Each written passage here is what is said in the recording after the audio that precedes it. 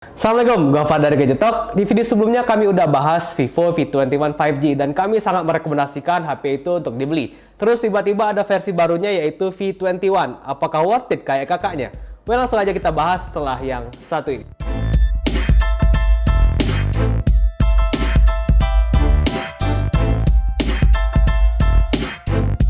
Di harga yang lebih murah, Rp4.399.000, nyaris susah membedakan Vivo V21 dengan V21 5G. Dari segi desain kelihatan sama-sama cakep, sama-sama pakai ultra slim design yang lebih nyaman di genggaman.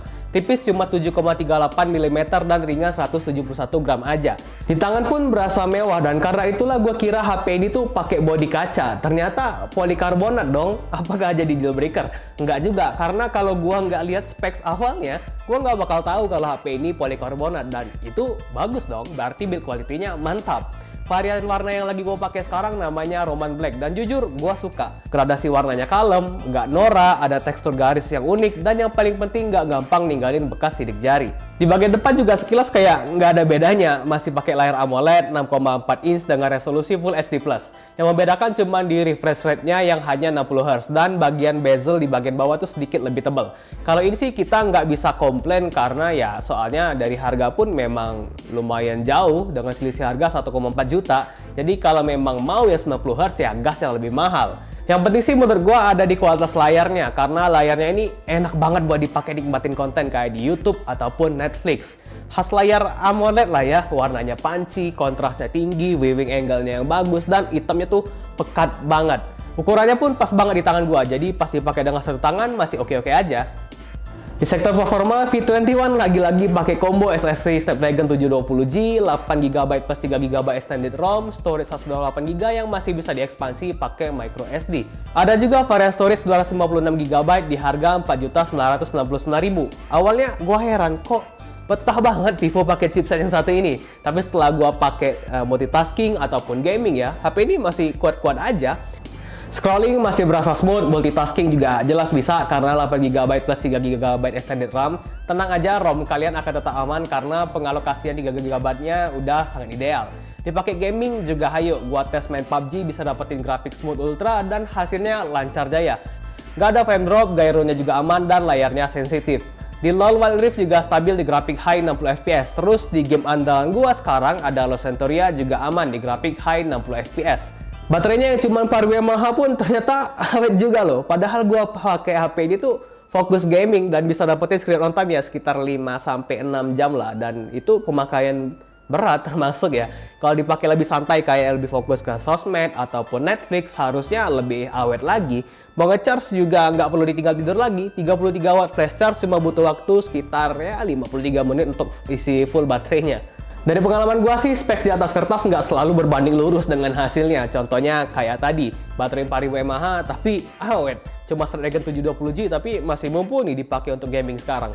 Karena memang bukan cuma hardware yang bekerja tapi ada software juga yang optimal. V21 sekarang pakai VanTouchOS 11.1 berbasis Android 11. So far gua nggak ada keluhan dengan softwarenya karena belum nemuin satupun bug ataupun force close. Dan VanTouchOS sukses jadi salah satu skin favorit gua untuk sekarang. UI-nya simple, mirip stok Android, bisa dikustomisasi, pakainya pun nggak ribet. Dan fitur-fiturnya juga banyak. Contohnya ada pilihan animasi di sini ada banyak banget. Tinggal pilih sesuai selera aja. Untuk gaming juga ada Ultra Game Mode yang bantu boost performa biar lebih stabil lagi dan matiin semua notifikasi yang mengganggu. Dan tentu ada NFC multifunction yang bukan cuma untuk top up e-money doang, tapi bisa juga dipakai untuk duplikasi kartu akses Smart Door atau lift apartemen, itu juga bisa. Lanjut kita bahas sektor yang paling menarik dari HP ini ya udah pasti kameranya. V21 pakai setup 3 kamera di belakang. Pertama ada 64 megapiksel night kamera, terus ada 8 megapiksel super wide angle kamera dan 2 megapiksel makro.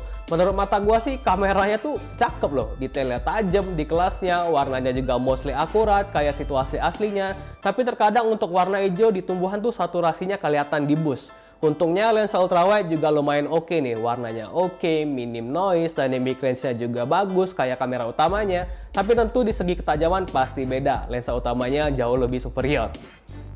Untuk foto portrait seperti biasa, Vivo bisa kasih detail yang tajam, bokehnya rapi, tapi gua kurang suka dengan efek beautify yang terlalu agresif di mode portraitnya.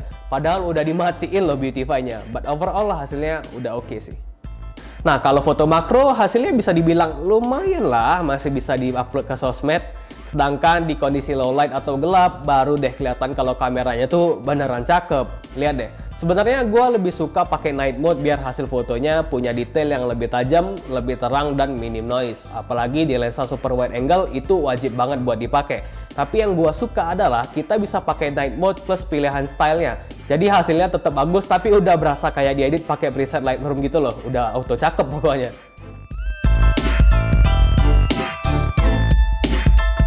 Nah, untuk teteh-teteh yang suka selfie, cocok juga nih, ada 44 megapiksel autofocus super night selfie. Nama sebutan kameranya panjang banget ya. Tapi ya, gua nurut aja, soalnya hasilnya memang cakep. Detailnya itu loh, tajam coy. Untuk cewek-cewek bakalan suka juga soalnya ada mode beautify yang bisa dikustomisasi sesuai selera. Dynamic range-nya pun masih luas dan untuk foto bokeh juga masih bisa. Gak ada istilah lagi foto selfie butek karena misfokus karena di kamera depannya ada fitur eye autofocus. Nah, karena ada embel-embel night-nya, tentu kita bisa ajak selfie di kondisi yang gelap. Ada night mode dan ada juga selfie soft light band yang membantu memberi pencahayaan di tempat yang gelap. Di sektor video, walaupun gak ada OIS kayak versi 5G-nya, V21 masih bisa ngerekam video sampai resolusi 4K. Tapi hanya resolusi 1080p 30 fps aja yang stabil dan hasilnya cukup bagus loh, stabil dan detailnya oke. Nah, ini perekaman video pakai Vivo V21 yang 4G di resolusi 1080p. Sebenarnya masih bisa 4K, tapi ya 1080p aja udah cukup lah ya. Enaknya ini view-nya luas banget, jadi tangan gua belum mentok. Kalau mentok kayak gini. Oh, mana? Tapi ya minusnya di seri ini kurang stabil aja. Kalau kita hidupin mode steady-nya jadi kayak gini. Nah, ini kan lebih enak, jadi lebih stabil gitu kan di tangan. Gimana menurut kalian? Dan itu dia tadi semua pengalaman gue selama pakai Vivo V21. Overall masih sama sih sama kakaknya. Target marketnya memang jelas ke tipe user yang mementingkan user experience atau kenyamanan pemakaian dibandingkan hanya specs di atas kertas ataupun gamer berat. Menurut gue Vivo V21 ini bisa dikategorikan sebagai HP yang serba bisa di budget 4 jutaan.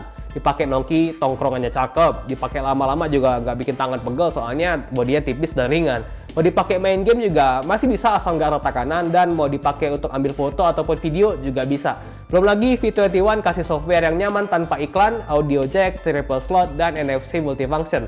Jadi menurut gua sih ini udah paket lengkap. Cuma gue berharap kalau HP ini tuh udah punya layar 90Hz biar scrolling di sosmed tuh berasa lebih smooth aja. Dan ya mau gimana lagi, namanya juga dipangkas biar lebih murah.